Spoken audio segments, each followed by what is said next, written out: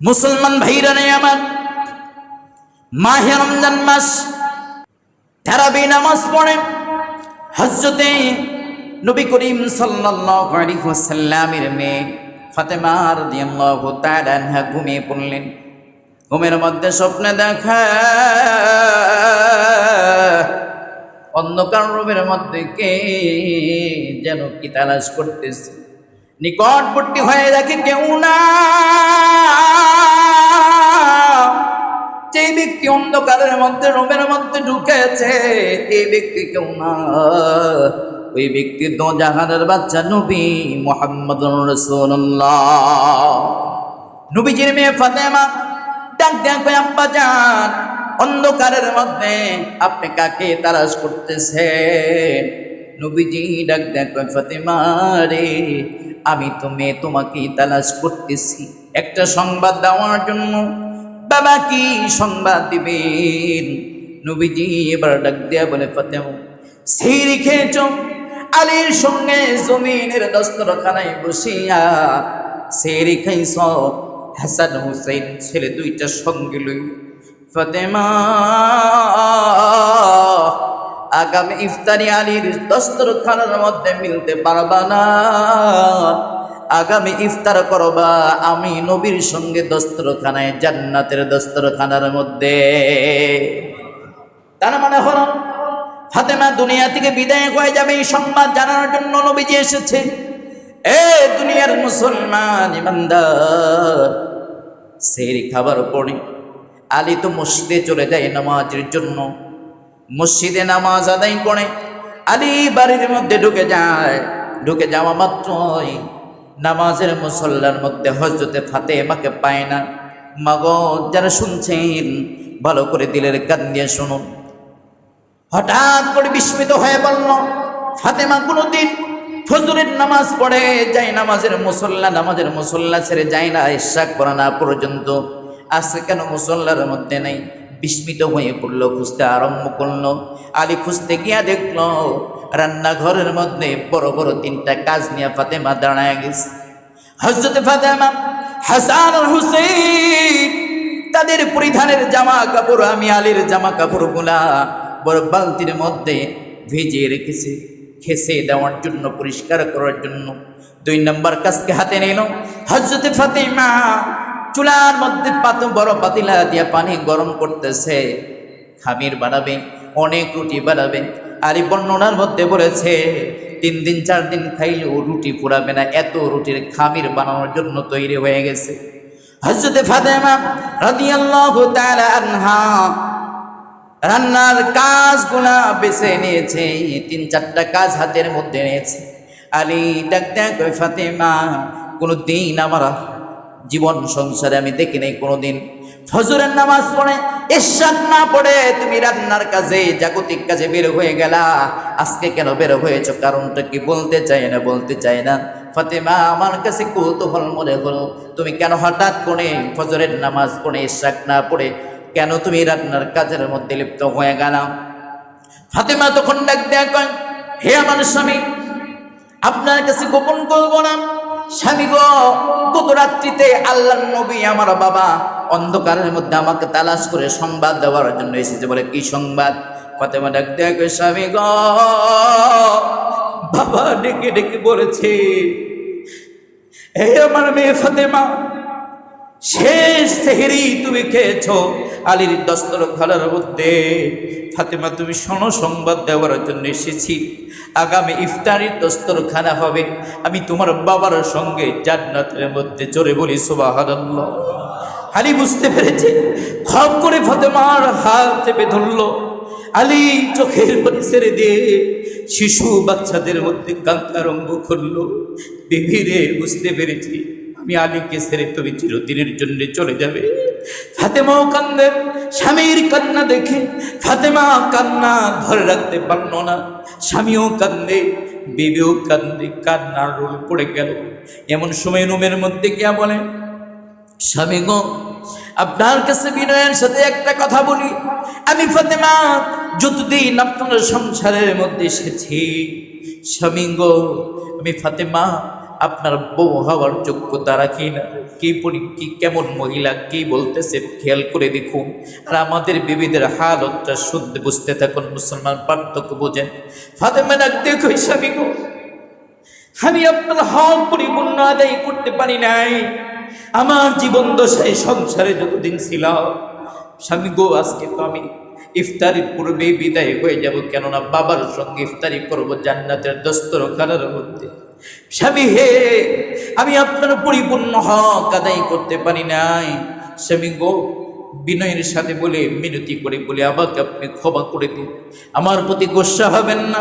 আপনি যদি আমার প্রতি গোসা হয়ে যান, আদালতে কিবরিয়ার ময়দানে সকল উম্মতের মাঝে আমার বাবা ছোট হয়ে যাবে। আমার বাবাকে আপনি ছোট করে দিয়েন না। স্বামী গো আমি আপনার ভেবে আমার ভুল ভ্রান্তিগুলো ক্ষমা করে দেন। আলী সঙ্গে সঙ্গে হাত চেপে ধরলে। আলী ডাক দেখো ফাতেমা, এ কেমন কথা বললাম? তুমি হলাম দু জাহানের বাদশা নবী মুহাম্মদ সাল্লাল্লাহু আলাইহি ওয়াসাল্লামের মেয়ে, কলিজার টুকরা মেয়ে ফাতেমা। তুমি হলাম হাসান হুসাইনের মা, জান্নাতি যুবকদের সর্দারদের মা। তুমি হলাম বিশ্ব নবী দু জাহানের বাদশার নবী মেয়ে। তুমি হলাম আমি আলীর স্ত্রী। ও ফাতেমা, আমি তোমার যোগ্য স্বামী নয়। তোমাকে যেই দিন থেকে আমার ঘরের মধ্যে বউ হিসাবে পেয়েছি, ফাতেমা রে, কোনোদিন তোমাকে পেট ভরে খাইতে দিতে পারি। ফাতেমা, আমি তোমাকে কোনোদিন ভালো মন্দ কাপড় পরাইতে পারি নাই। ও ফাতেমা, আমি তোমাকে কোনোদিন সুন্দর একটি বিছানার মধ্যে শুয়ে দিতে পারি নাই। শক্ত বিছানার মধ্যে ঘুমাইতে হয়েছে, একটা বেলা পেট ভরে খাইতে দিতে পারি নাই। ফাতেমা, স্বামী হিসাবে বিবির হক আদায় করা জিম্মাদারি আমার উপরে। আমি তো পরিপূর্ণ জিম্মাদারি পালন করতে পারি নাই। আমি তো তোমাকে ভালো করতে পারি নাই, ভালো রাখতে পারি নাই। ফাতেমা, তুমি আমাকে স্বামী হিসাবে অযোগ্য হিসাবে ক্ষমা করে দাও। ফাতেমা ডাকতে, স্বামী গো, আপনি যদি আমার কাছে এমন করে বলেন, আমার মানসিক অবস্থা কেমন হবে জানেননি। আপনি আমার স্বামী, আপনি যদি রাজি আর খুশি হয়ে যান, আল্লাহ আমার প্রতি রাজি খুশি হয়ে যাবে, আমার জন্য জান্নাত পাওয়া সহজ হয়ে যাবে। হযরত হাসান হুসাইন ছোট্ট মানুষ, খেলাধুলা বাদ দিয়া মা বাবা কান্দে। রুমের মধ্যে এসে দেখে মাও কান্দে, বাবাও কান্দে। মা বাবার কান্না দেখে বাবা জিজ্ঞাসা করে, বাবা তুমি কেন কাঁদো? আম্মুকে ডাক দেখো, আম্মু তুমি কেন কান্দ?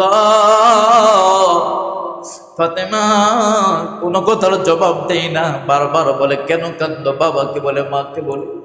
মা এবার ডাক দেখে, হাসান হুসাইন বিরক্ত করো না বাবা, চলে যাও নানার কাছে, তুমি চলে যাও নানার কাছে চলে যাও। নানা দুনিয়াতে নেই, নানা তো কবরে। সঙ্গে সঙ্গে হাদিসের কিতাবের মধ্যে লিখছে, হাসান হুসাইন চলে যায়, নানার কবরের উপরে বসে যায়, নানার কবরের উপরে বসে যায়। মুসলমান হাসান হুসাইন যেই প্রশ্ন করে নানাকে, উপর থেকে নানা কবর থেকে জবাব দেয়। হাসান হুসাইন শুনে দুনিয়ার অন্য কোনো মানুষ শুনে না। নানাকে ডাক দেন, নানা গো, সালাম বিনিময় করলো। নানা ডাক দেন, কয় ও হাসান হুসাইন, এমন সময় তোমরা কেন আমার কাছে এসেছো? হাসান হুসাইন ডাক দেন, কয় নানাজি, আমার মা আমরা দুই ভাইকে তোমার কাছে পাঠিয়েছি। ও হাসান হুসাইন, তাড়াতাড়ি যাও, মার চেহারার দিকে প্যাল ফেল করে অনেক লম্বা সময় ধরে তাকায় থাকো। তোমাদের মা আজকে ইফতারির পূর্বে তোমার নানার সঙ্গে মেহমান হয়ে যাবে। তোমাদের মা দুনিয়া থেকে বিদায় হয়ে যাবে, তাড়াতাড়ি করে যাও, মার চেহারার দিকে তাকায় থাকো। হাসান হুসাইন বলা মাত্র মার দরজার মধ্যে দৌড়ায়। মাকে এসে বলে, মা কেন কান্দো? নানা বলেছে আমাদের কাছে আর গোপন করার কোনো সুযোগ নেই। মা তোমার চেহারার দিকে তাকাচ্ছি, মা চোখের পাপড়ি পর্যন্ত নড়ে না। বাবা রে কেন তাকায় আছে এমন করে? মা গো, নানা বলেছে আজকেই শেষ, তোমাকে আর কোনোদিন জমিনের মধ্যে মা হিসাবে পাবো না, তুমি চলে যাবে। মুসলমান মা দুইটা সন্তানকে কোলের মধ্যে জড়াইয়া কান্দে। জোহরের নামাজের সময় হয়ে গেল। মুসলমান হযরতে ফাতেমা জোহরের নামাজ আদায় করে নিল। সন্ধ্যা ঘনিয়ে এলো। ইতিমধ্যে মাঝখান মুহূর্তে আলীকে ডাক দেন, কয় আমার স্বামী, আমার তো সময় নিকটবর্তী হয়ে গেছে, আমি দুনিয়ার থেকে চলে যাব। যাবার পূর্বে আপনার কাছে ওসিয়ত করে যাই, আমি যদি মারা যাই বেগানা পুরুষ যেন আমার খবর না পায়। আমাকে তাড়াতাড়ি করে রাত্রে বিলম্ব করবেন না, আগামীকাল সূর্যোদয় পর্যন্ত বিলম্ব করবেন না। আমার জানাজা আপনারা কয়েকজন মিলে মাহরুম যারা আছে এরাই করে আমাকে কবরস্থ করে দিবেন, মানুষ যেন জানতে না পারে। ফাতেমা তুমি তো নবীজির দুলালি ফাতেমা, জান্নাতি রমণীদের সর্দার মহিলা ফাতেমা, কেন বলবো না? ফাতেমা ডাক দেন, স্বামী গ, আমি যখন মৃত মানুষ হইয়া খাটনির মধ্যে শুয়ে যাব, মানুষ আমাকে চর্মচক্ষু দ্বারা জমিনের মধ্যে বেগানা পুরুষ কোনোদিন দেখে নাই, কিন্তু আমি যখন মারা যাব তখন মানুষ আমার দিকে খাটের দিকে তাকাবে, খাটনির দিকে তাকায় বলবে নবীজি দুলালি ফাতেমা এই পরিমাণ লম্বা ছিল, এই পরিমাণ খাটো ছিল, এই পরিমাণ মোটা ছিল, এই পরিমাণ চিকন ছিল। কাফনের কাপড় দ্বারা আবৃত থাকা অবস্থায় আমাকে নিয়ে গবেষণা শুরু হয়ে যাবে। আমার কাছে এটাই পর্দার খেলাফ মনে হবে। আমাকে পর্দার খেলাফ করিয়া কবরের মধ্যে দিবেন না, আমাকে কোনো মানুষ না জানার পূর্বেই কবরের মধ্যে রেখে দিবেন। ফাতেমা দুনিয়া থেকে বিদায় হয়ে গেল। হাসান হুসাইন এই মসজিদে কে যেন আছো, মা রেতিম হয়ে গেছ, কে যেন আছো, বাবা রেতিম হয়ে গেছ। হাসান হুসাইন ছোট্টবেলায় মা রেতিম হয়ে গেল। মুসলমান ইমানদার গোসল করানো হলো, কাফনে কাপড় দিয়ে প্যাকেট করা হলো। খাটনি ধরতে হলে অন্তত দুইজন ব্যক্তি লাগবে, দুই পাশে একজন দুই হাত দিয়ে ধরতে পারে, পেছনে একজন সামনে একজন, কিন্তু ছাত্র হাসান হুসাইন ধরতে পারবে না। আলী একা কি করবে? নিচের দিকে তাকে ভাবতে শুরু করে দেয়, ভাবতে শুরু করে দেয়।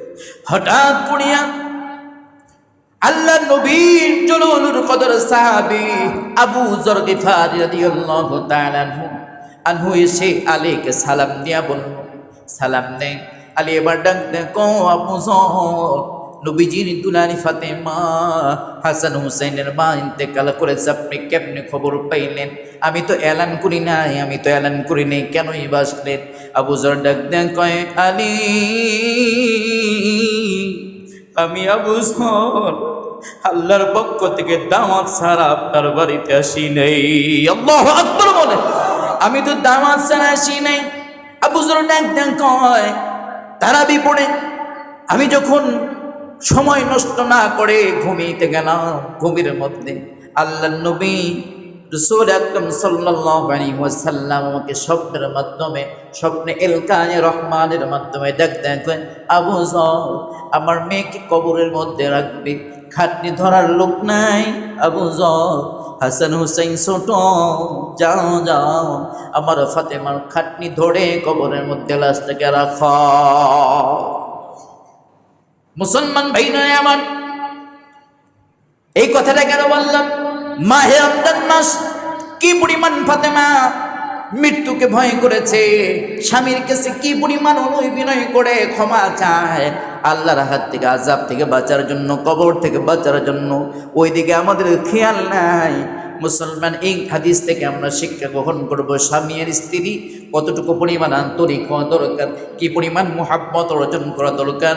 আমাদের জমিনের মধ্যে অনেক পরিবার আছে স্বামী স্ত্রীর মধ্যে ভালো সম্পর্কই রাখে না, ঠিক না ঠিক? অন্য মানুষের সঙ্গে যে পরিমাণ ভালো সম্পর্ক, মুসলমান এই পরিমাণ নিজের ঘরের মধ্যে সম্পর্ক নাই, কথা ঠিক না ঠিক? এটা চললে হবে না, এটা হলে হবে না। দুনিয়াতেই তোমার জাহান্নাম হয়ে যাবে।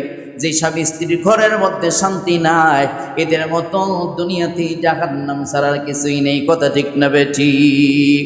মুসলমান শান্তি যদি পেতে হয়, ঘরের মধ্যে আল্লাহর দিন কায়েমের চেষ্টার দরকার আছে না নাই? আল্লাহ আমাদের বুঝ দান করেন, পড়ি আমিন। লম্বা ইতিহাস। আবু যর কবরের মধ্যে ফাতেমাকে রাখলেন।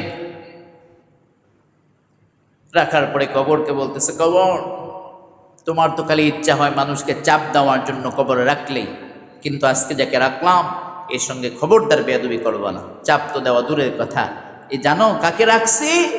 বিশ্বনবী আখিরি নবীর মেয়ে ফাতেমাকে রাখলাম, বেয়াদবি করবা না। এ কবর কাকে রাখছি জানো? হযরত আলীর স্ত্রী আসাদুল্লাহিল গালিব, তার স্ত্রীকে রাখলাম, খবরদার বেয়াদবি করবা না। এই মহিলা জান্নাতি রমণীদের সর্দারিনী মহিলা, যাকে রাখা হলো, এর সাথে বেয়াদবি করো না। হাসান আর হুসাইনের মা, জান্নাতি যুবকদের সর্দারদের মাকে রেখেছি, বেয়াদবি করবা না। ওলামায়ে কেরাম আছেন এখানে, আল্লাহ তাআলা কবরের জবানটাকে খুলে দিয়েছেন। আরবিতে কথা বলতেছে, আবু যর গিফারির সঙ্গে বলতে চাচ্ছে, আমি অন্ধকার ঘর, আমি একাকিত্ব ঘর, আমি সাব্বিচ্ছুর ঘর, এইখানে বংশের পরিচয় চলবে না, এখানে কার মা, কে জান্নাতি রমণী, এই পরিচয় চলবে না। আমার কাছে আসলে পরিচয় হবে ঈমান আর আমলের। আমার যার আছে ভালো থাকবে কারা? যার ঈমান আমল আছে ভালো থাকবে তারা।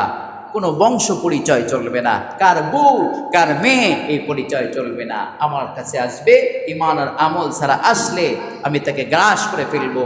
এত কঠিন আযাবে গ্রেফতার করা হবে আল্লাহর হুকুমে, চিন্তাও করতে পারবে না। এত কঠিন আযাব, ভয়াবহ আযাব। মুসলমান আমার, এই জন্যে কবরকে ভয় করব, মৃত্যুকে ভয় করব।